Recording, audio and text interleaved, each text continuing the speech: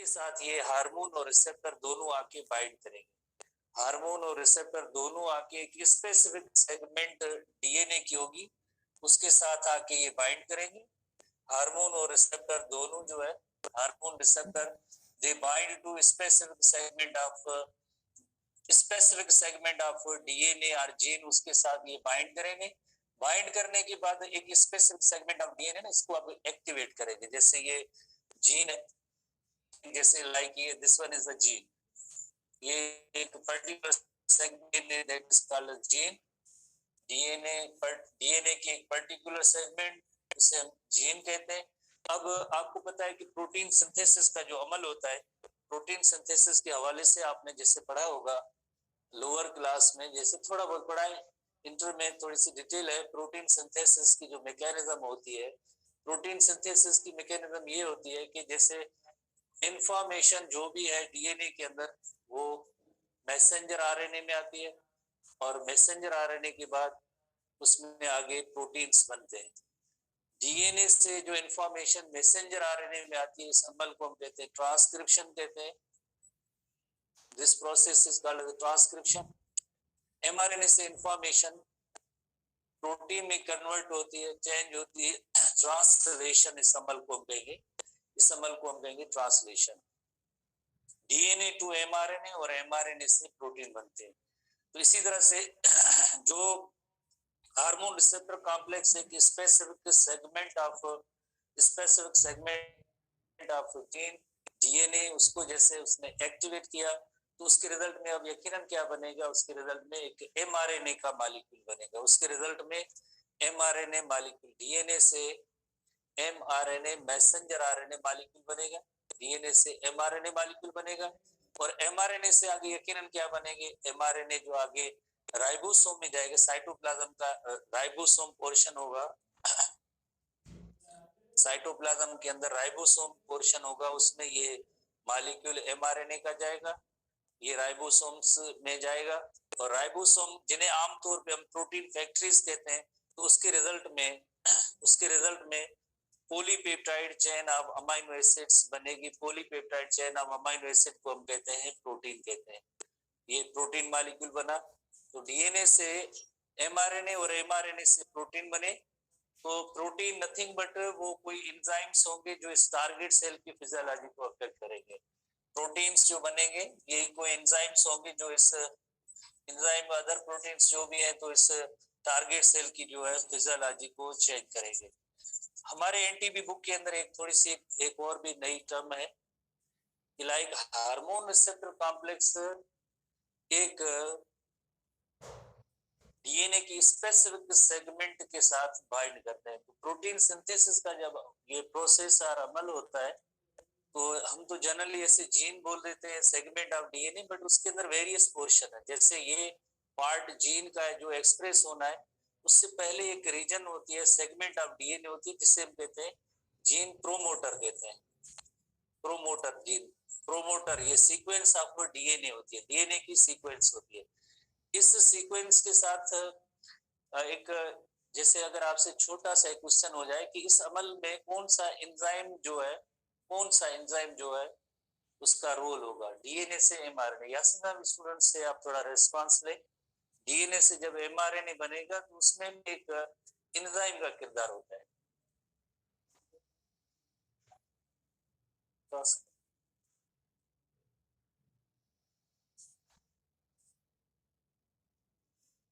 नहीं है एकदम, टाइप करें स्टूडेंट्स,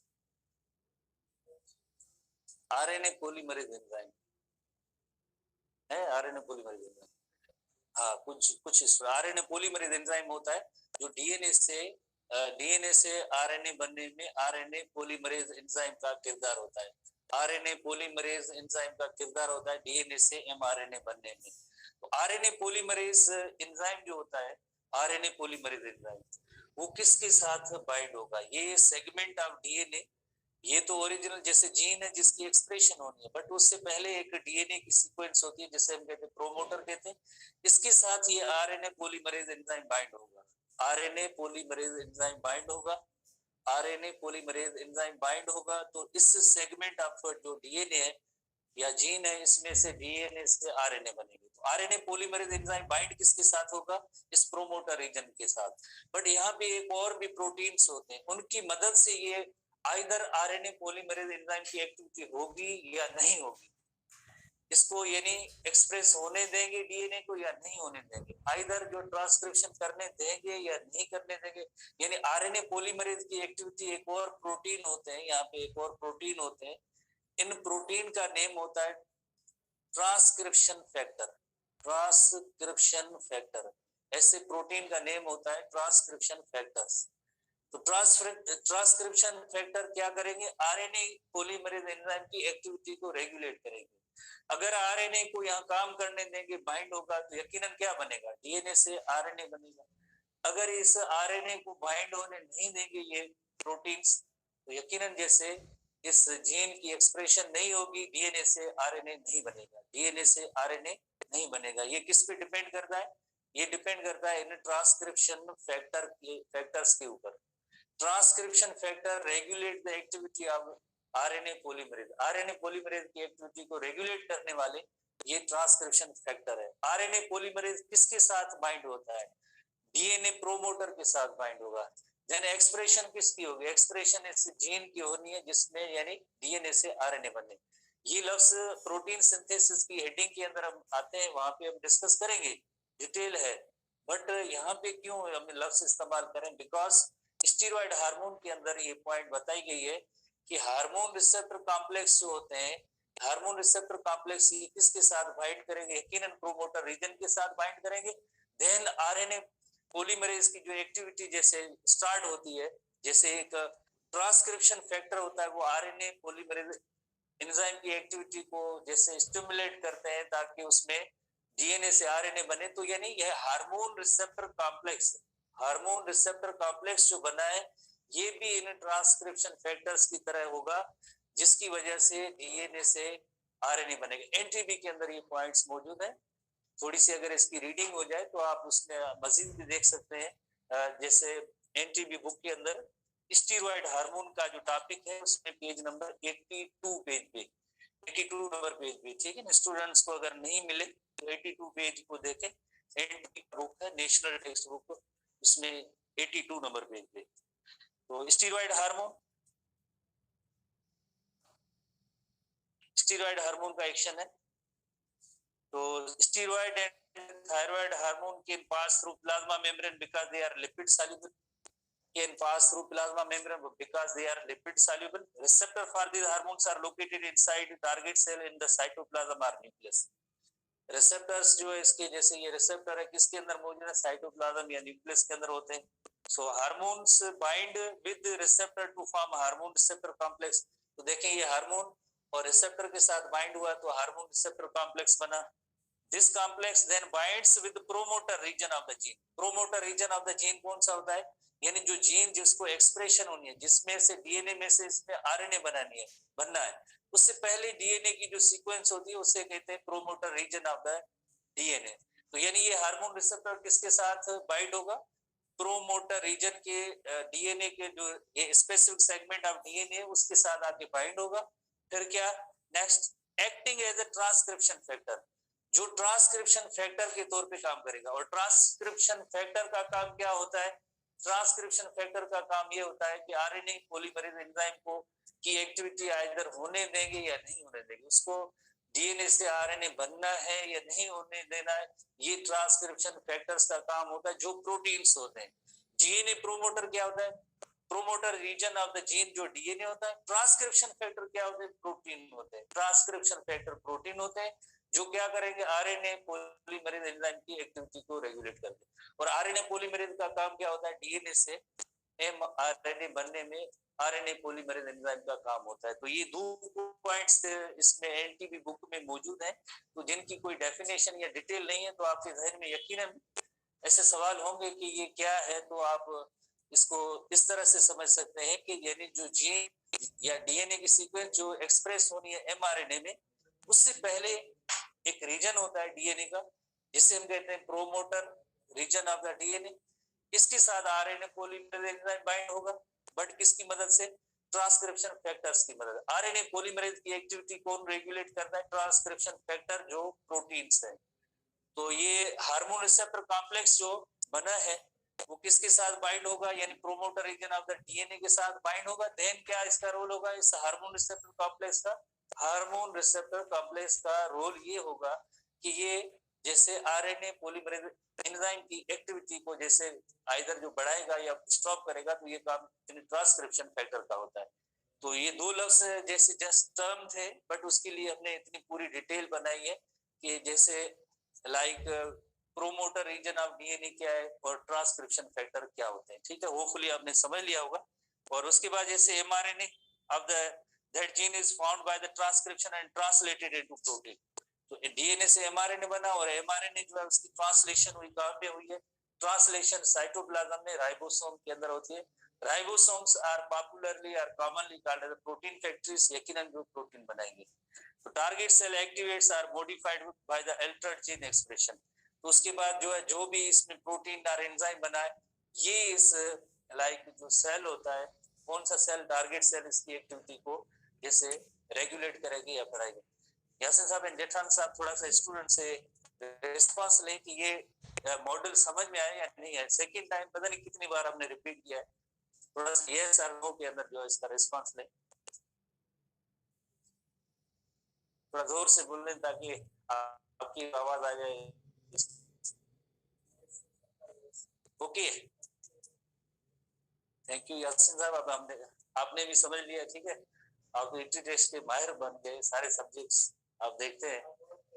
ठीक, थैंक यू। तो अब हम नेक्स्ट आते हैं अनदर हार्मोन पे आते हैं, जो प्रोटीन हार्मोन है उस पे आते हैं।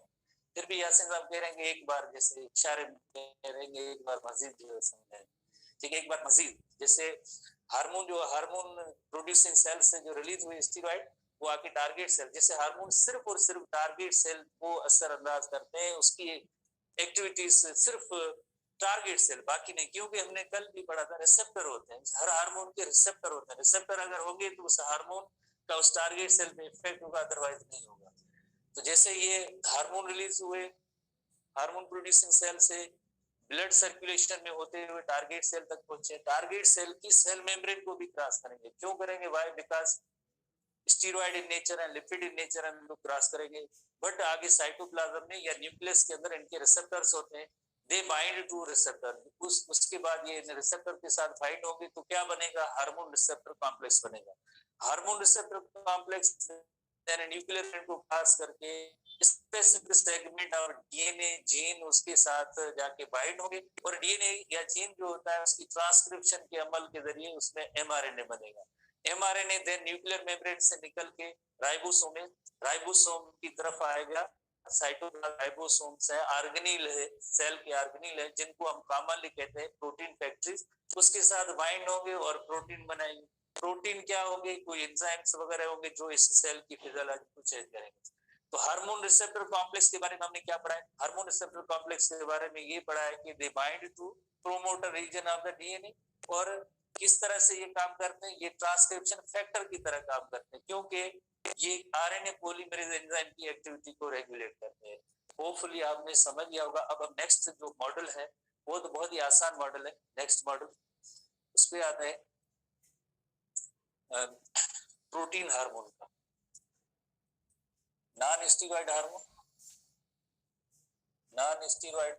जो प्रोटीन हार्मोन है, नॉन स्टेरॉइड हार्मोन,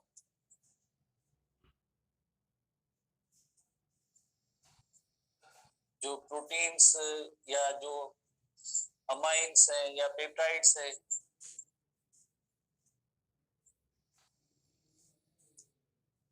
ये सब इस कैटेगरी में आ जाते हैं। जैसे ये हार्मोन कोई भी हार्मोन प्रोड्यूसिंग सेल से रिलीज हुआ, उसके बाद जो है ये टारगेट सेल है, टारगेट सेल तक ये हार्मोन आएगा, टारगेट सेल तक। जैसे कोई भी हार्मोन है, जैसे हार्मोन सीक्रेटिंग सेल से ये रिलीज हुआ है और आके टारगेट सेल के साथ बाइंड करेगा। ये हार्मोन जो है हार्मोन प्रोड्यूसिंग सेल से आया ये टारगेट सेल है, उसकी सेल मेम्ब्रेन है, टारगेट सेल की ये सेल मेम्ब्रेन है, टारगेट सेल की ये सेल मेम्ब्रेन है, इसके साथ आके बाइंड करेंगे, इंटर नहीं हो सकेंगे क्योंकि इसके लिए इसके रिसेप्टर्स भी मौजूद हैं, इसमें रिसेप्टर इसके मौजूद हैं, ये रिसेप्टर मॉलिक्यूल होते हैं, रिसेप्टर मॉलिक्यूल के साथ आके ये हार्मोन बाइंड होगा, रिसेप्टर मॉलिक्यूल के साथ आके ये हार्मोन बाइंड होगा, रिसेप्टर मॉलिक्यूल के साथ आके ये हार्मोन आके बाइंड होगा, तो ये बनेगा हार्मोन रिसेप्टर कॉम्प्लेक्स बनेगा।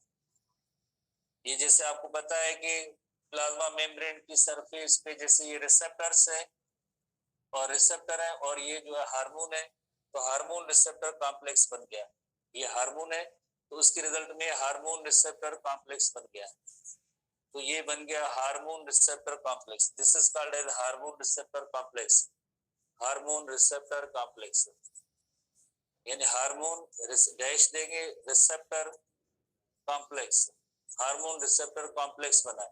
जैसे हार्मोन रिसेप्टर कॉम्प्लेक्स बनेगा तो उसके रिजल्ट में एक इनएक्टिव एंजाइम होता है प्लाज्मा मेम्ब्रेन की अंदर, जैसे एक इनएक्टिव एंजाइम होता है वो अब एक्टिव फॉर्म में कन्वर्ट हो जाएगा, एक्टिव फॉर्म में ये एंजाइम कन्वर्ट हो जाएगा,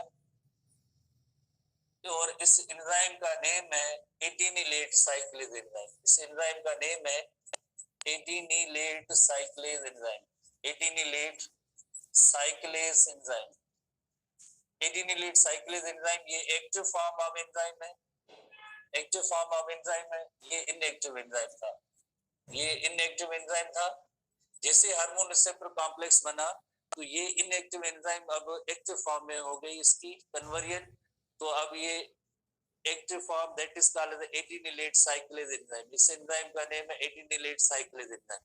अब एटिनिलेट साइक्लेज एंजाइम क्या काम करेगा, एटिनिलेट साइक्लेज एंजाइम एटीपी को सीएएमपी में कन्वर्ट करेगा, ATP adenosine triphosphate, cAMP AMP adenosine monophosphate, adenosine triphosphate, adenosine monophosphate, but cAMP C small cyclic adenosine monophosphate, cyclic adenosine adenosine monophosphate,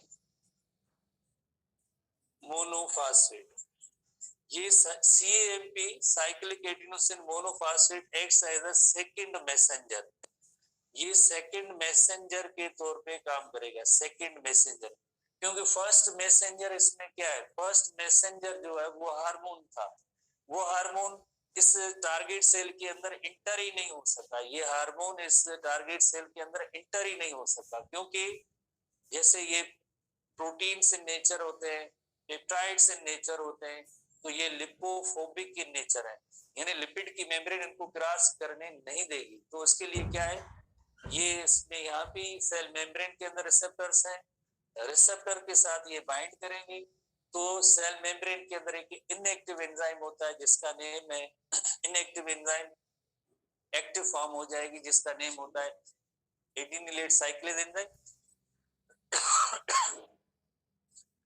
और ये adenylate cyclase enzyme converts ATP into cAMP, और इस CMP की वजह से इस target cell की जो है इसके ऊपर जो है इसका इफेक्ट्स जो भी इस हार्मोन के होंगे वो इसके ऊपर इफेक्ट्स प्रोड्यूस करेंगे।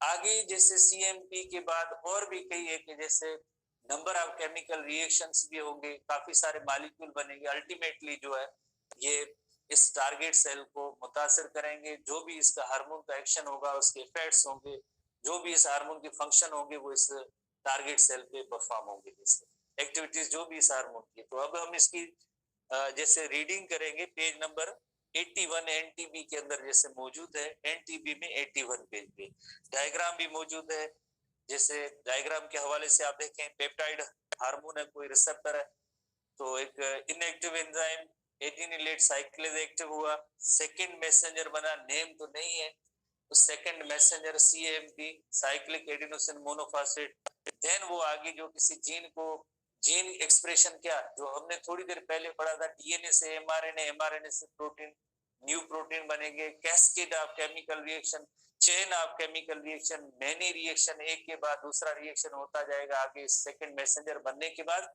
तो ये सेकंड मैसेंजर के जरिए जो हार्मोन काम करता है उससे ये जो होगा यकीनन नॉन स्टीरॉयड हार्मोन होगा, प्रोटीन हार्मोन होगा, पेप्टाइड हार्मोन होगा। इसके काम करने का तरीका थ्रू सेकंड मैसेंजर है, इसे हम कहते हैं सिग्नल ट्रांसडक्शन।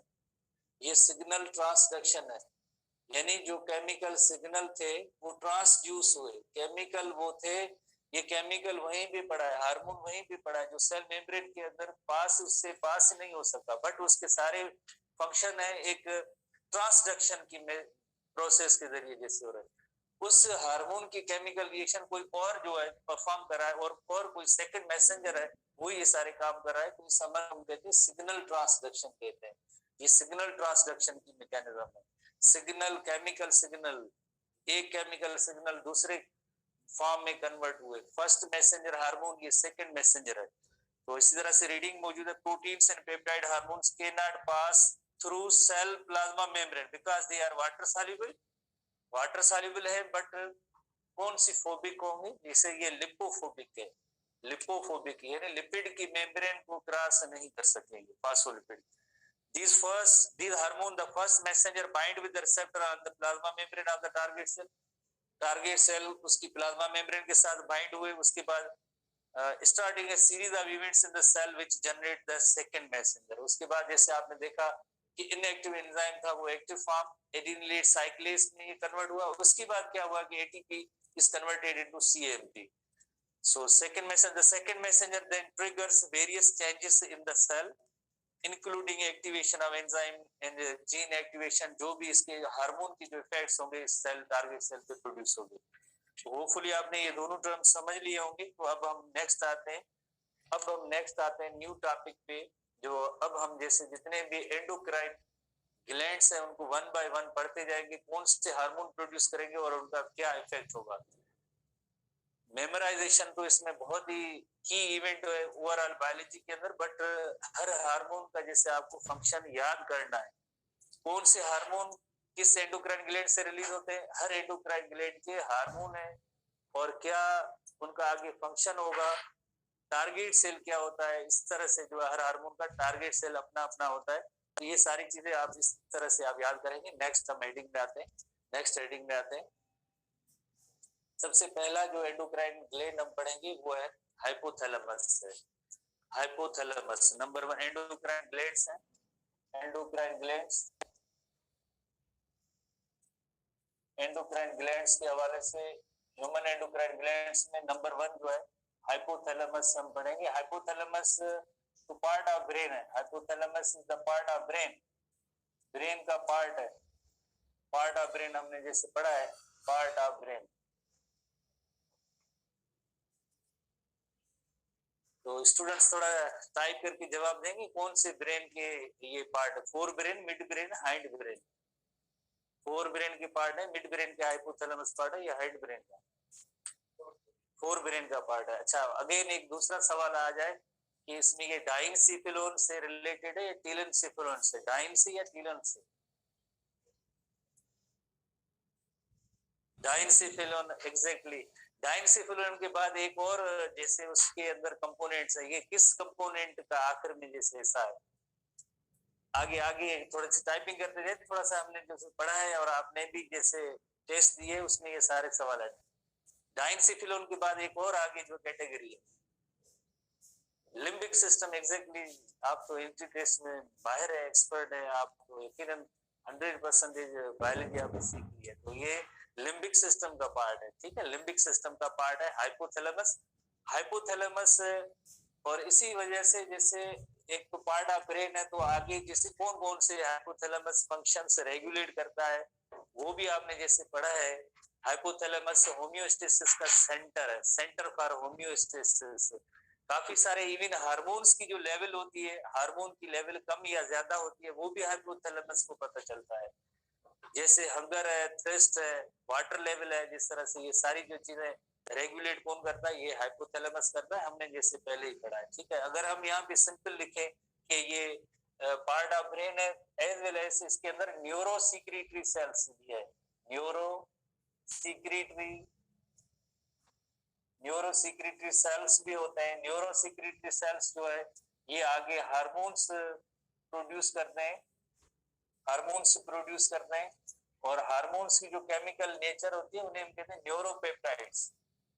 न्यूरोपेप्टाइड्स है, न्यूरोपेप्टाइड्स हैं। तो अब देखें पार्ट ऑफ ब्रेन भी है, ब्रेन है तो यानी इसमें नर्वस टिश्यू भी है, नर्वस टिश्यू भी है, as well as neuro secretory cell, endocrine tissues भी है। तो इस वजह से हाइपोथैलेमस को कंसीडर किया जाएगा connecting link, connecting link between किसके दरमियान, कनेक्टिंग लिंक बिटवीन, BW का मतलब है between, between nervous and endocrine system, nervous and endocrine system, nervous और एंडोक्राइन सिस्टम के दरमियान कनेक्टिंग लिंक है।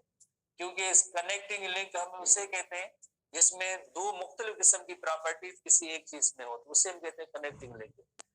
दो मुख्तलिफ चीजें कौन सी, जैसे आइदर तो नर्वस सिस्टम, नर्वस टिश्यू होना चाहिए या एंडोक्राइन टिश्यूज होने चाहिए, बट एक ही स्ट्रक्चर के अंदर दोनों प्रॉपर्टीज मौजूद है, तो उसके लिए लफ्ज इस्तेमाल किया जाता है कनेक्टिंग लिंक।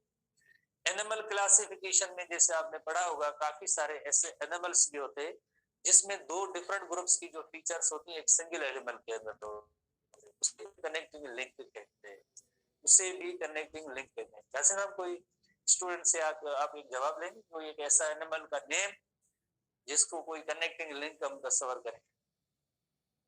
फर्स्ट ईयर में चैप्टर 10 सिने कनेक्टिंग लिंक,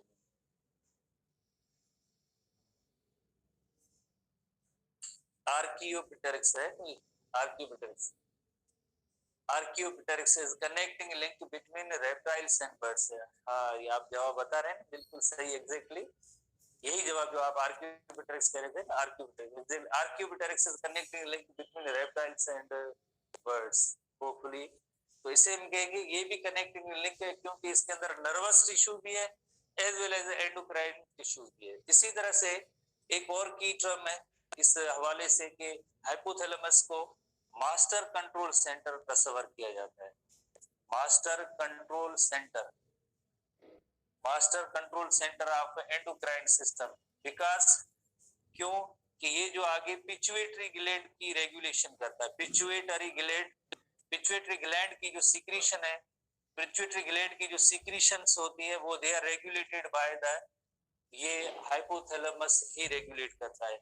हमने जैसे ब्रेन की जब स्ट्रक्चर पढ़ी थी तो आपको याद होगा हाइपोथैलेमस पार्ट जो होता है, जैसे ये हाइपोथैलेमस पार्ट है, फॉर एग्जांपल ये हाइपोथैलेमस पार्ट है, हाइपोथैलेमस पार्ट है, हाइपोथैलेमस पार्ट, और उसके बाद जैसे आपने देखा एक शार्ट स्टॉक है और उस शार्ट स्टॉक के जरिए पिट्यूटरी ग्लैंड अटैच है।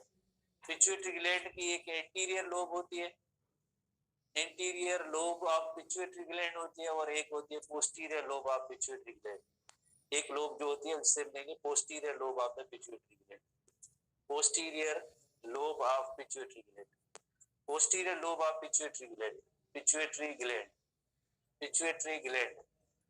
तो ये जो हाइपोथैलेमस है यहाँ पे न्यूरो सिक्रेटरी सेल्स हैं, न्यूरो सिक्रेटरी सेल्स हैं, न्यूरो सिक्रेटरी सेल्स जो क्या करेंगे एक्चुअली ये यहाँ पे जैसे न्यूरॉन होते हैं जिनके साइटोन में से कोई प्रोडक्ट जो प्रोड्यूस होती है वो वेसिकल की सूरत में अब आगे ट्रांसपोर्ट होगी posterior lobe of pituitary gland तक, उसकी सीक्रेशन आगे स्टोर होगी और यहाँ पे होगी ब्लड वेसल्स, यहाँ पे होगी ब्लड वेसल्स, तो ये जो सीक्रेशन आके इन ब्लड वेसल में जाएगी। तो एक्चुअली न्यूरो सिक्रेटरी सेल्स ही होते हैं जो हार्मोन प्रोड्यूस करते हैं, और ये हार्मोन्स जो है साइटोन पार्ट होता है, जो साइटोन पार्ट है वहां से प्रोड्यूस होते हैं, देन वेसिकल की सूरत में पैकेजिंग होके, वेसिकल की सूरत में पैकेजिंग होके इनकी पैकेजिंग होके आगे एक्सॉन टर्मिनल तक आते हैं। एक्सॉन टर्मिनल किसके साथ आगे कनेक्टेड होंगे, एक्सॉन टर्मिनल आगे जो है ब्लड वेसल्स उसके साथ जाहिर है क्योंकि हार्मोन की सीक्रेशन ब्लड स्ट्रीम में आके दाखिल होती है, तो आगे इसकी सीक्रेशन आके जैसे ब्लड स्ट्रीम में दाखिल होगी, वो ऐसी ब्लड वेसल्स की अरेंजमेंट कहाँ पे होती है, वो होती है posterior lobe of the pituitary gland. तो हम ये कहेंगे कि एक्चुअली हाइपोथैलेमस के भी कुछ हार्मोन्स जो प्रोड्यूस होते हैं जो आपके posterior lobe of the pituitary gland में आके स्टोर होते हैं। ठीक है, वो कौन से हार्मोन होते हैं? वो दो हार्मोन होते हैं, एक एडीएच हार्मोन है और दूसरा है ऑक्सीटोसिन हार्मोन। एडीएच और ऑक्सीटोसिन हार्मोन, एडीएच और ऑक्सीटोसिन हार्मोन। और हमारे एनटीबी बुक के अंदर जैसे अगर आप देखेंगे वहां पे लिखा हुआ है कि ये प्राइमरी हार्मोन है। प्राइमरी हार्मोन यानी ओरिजिनल हार्मोन जो प्रोड्यूस यहाँ पे हुए और स्टोर यहाँ पे हुए, store posterior lobe of the pituitary gland में होते हैं। इसी तरह से एक छोटी सी ये स्टाक है जिसके जरिए हाइपोथैलेमस पिट्यूटरी ग्लैंड के जरिए जो से अटैच होता है, इसे हम कहते हैं पिट्यूटरी स्टाक कहते हैं या इनफंडिब्यूलम भी कहते हैं, सिंपली इनफंडिब्यूलम कहते हैं। Stalk is called infundibulum. Infundibulum ये एक्चुअली पिट्यूटरी ग्लैंड की जैसे पॉइंट्स हैं, बट हमें पिट्यूटरी ग्लैंड की सीक्रेशन को रेगुलेट करता है। कैसे रेगुलेट करता है हम इस पे आएंगे कि एक रिलीजिंग हार्मोन या रिलीजिंग फैक्टर जिसे कहते हैं, वो हार्मोन रिलीजिंग हार्मोन या रिलीजिंग फैक्टर कहलाएंगे। और दूसरे जो इनहिबिटिंग हार्मोन या इनहिबिटिंग फैक्टर्स कहलाते हैं। ये हार्मोन क्या करेंगे? रिलीजिंग हार्मोन या इनहिबिटिंग हार्मोन ये जो है पिट्यूटरी ग्लैंड की सीक्रेशन को, जैसे रिलीजिंग रेफर्स टू ये पिट्यूटरी ग्लैंड को स्टिमुलेट करेंगे कि ये आप हार्मोन रिलीज करें। इनहिबिटिंग हार्मोन, इनहिबिटिंग यानी पिट्यूटरी ग्लैंड को कहेंगे कि आप जो है हार्मोन्स को स्टॉप करें, अब इस सीक्रेशन की बॉडी में जरूरत नहीं है। क्योंकि हाइपोथैलेमस हार्मोन लेवल को भी मॉनिटर करता है कि कौन सी लाइक लेवल है, कम है, ज्यादा है, आइदर हार्मोन रिलीज होना चाहिए, स्टॉप होना चाहिए। तो ये रिलीजिंग हार्मोन, यकीनन रिलीजिंग हार्मोन क्या करेंगे? रिलीजिंग हार्मोन पिट्यूटरी ग्लैंड को स्टिमुलेट करेंगे कि आप ये हार्मोन रिलीज करें। इनहिबिटिंग, इनहिबिट लफ्ज की मीनिंग है स्टॉप करना। जैसे आरएच की मीनिंग होती है रिलीजिंग हार्मोन, आईएच की meaning releasing hormone. Releasing hormone, releasing hormone यकीनन जो है ये हार्मोन रिलीज कराएंगे या रिलीजिंग फैक्टर। और इनहिबिटिंग, इनहिबिट लफ्ज की मीनिंग है स्टॉप करना। Inhibiting hormones, releasing hormone, inhibiting hormone produce करेंगे और पिट्यूटरी ग्लैंड की सीक्रेशन को रेगुलेट करते हैं। इस वजह से इनको मास्टर ग्लैंड भी कहा जाता है। ठीक है, तो ये पिट्यूटरी स्टाक वगैरह या स्टाक जो इनफंडिब्यूलम पिट्यूटरी स्टाक कहलाते हैं, पिट्यूटरी स्टाक। तो ये हम नेक्स्ट आगे कल मजीद इसको डिस्कस करेंगे। यासिर साहब ये इनको जो है जैसे या इसकी स्क्रीनशॉट आप ले लें तो बेहतर है। स्क्रीनशॉट ले लें, जैसे ये ले लें। हाँ हाँ, स्क्रीनशॉट ले लें, ये भी है स्क्रीनशॉट स्टूडेंट ले रहे हैं। ठीक है, और ये नंबर 1 का स्क्रीनशॉट आप ले लें, नंबर 2 और ये नंबर 3 पे। ठीक है, आज सी यू नेक्स्ट।